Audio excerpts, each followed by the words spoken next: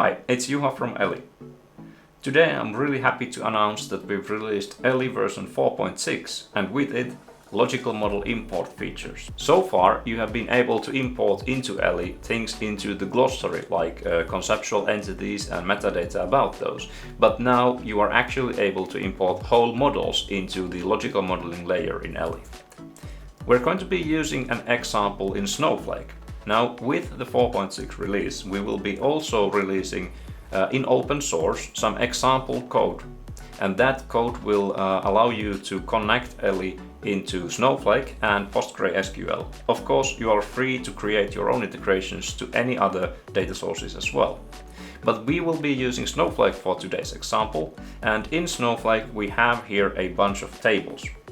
And these tables now are slightly cryptic by the names, but these are actually tables containing information about different sorts of football games. And now I am talking about the European definition of football.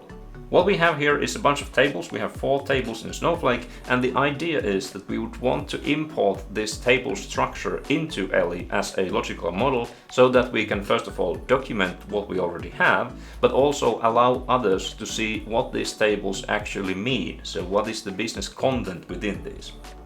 Usually in these kinds of situations the table names might be slightly complicated or cryptic. We can probably guess what these tables contain, but it is best if we explicitly document that in business terms so that the data becomes more understandable. So we have 4 tables, and let me show you as an example. We have here a table called FB clubs.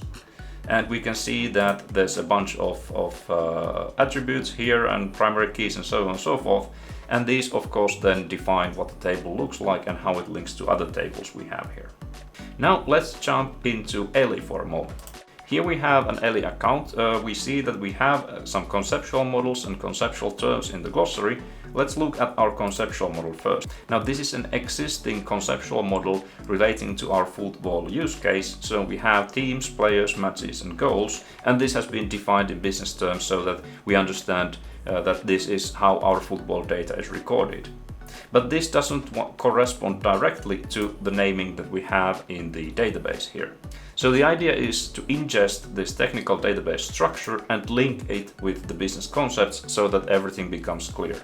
For this purpose, we are going to be using our example codes.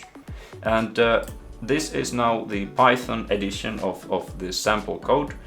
This is our kind of little code library here where we define various functions that we're going to be using, and all of this code will be made available in our public GitHub account so that you can see it for yourself and use it as you see fit.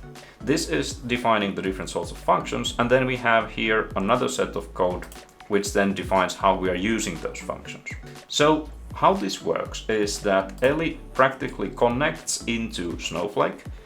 With this code, it reads the information schema of that Snowflake database and fetches from there the information about tables, attributes, and primary keys and foreign keys. It then transforms that into a JSON structure, which is in the format that Ellie's import API actually understands, and then feeds that JSON into the API, thus creating a logical model. All of this, as I mentioned, is available on our public GitHub account. So let's see how this works. We are going to be using the public schema in Snowflake. As you can see, this is all part of the public schema in Ellie test database. And we will be loading this into Ellie with the name football.system. So this is going to be the name of the logical model we will see in this Ellie account very soon. So let's run our example code. And there we go, model created successfully. Now let's see from the Ellie account what do we have there. Let's refresh this and we should see a new model popping up in the list. We have football.system here. And now while we go into this logical model, we should be seeing at least the tables and attributes from our Snowflake database automatically drawn onto the Ellie canvas. There we have it.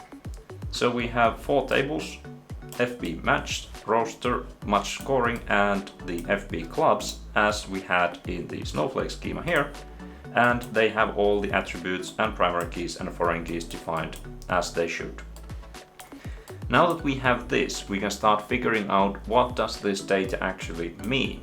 So here, for example, we have the table called roster from the public schema, and this clearly looks like it's about players. So we already have in our business model the term player, so we can just simply edit this and add a link to that business term. So we'll search from the glossary, we have a match there, and this is now saved, so we can see that yes, indeed, the roster table contains information about the players. And as we click the player, we can see, of course, the glossary definition of what do we mean by a player. And of course, from here, we'll see that it is linked to the just created logical entity called public.roster. So there you have it. Now this can be used to describe your database contents with business meaning linked to them in a very easy way. As I mentioned, all of that code can be found from our public GitHub repository. The API endpoint itself is of course there, available to you now that Ellie version 4.6 has been released, and you can find the technical specifications of the endpoint itself from the usual place where our API documentation resides. There you go, now you can go and start importing your own data models into Ellie.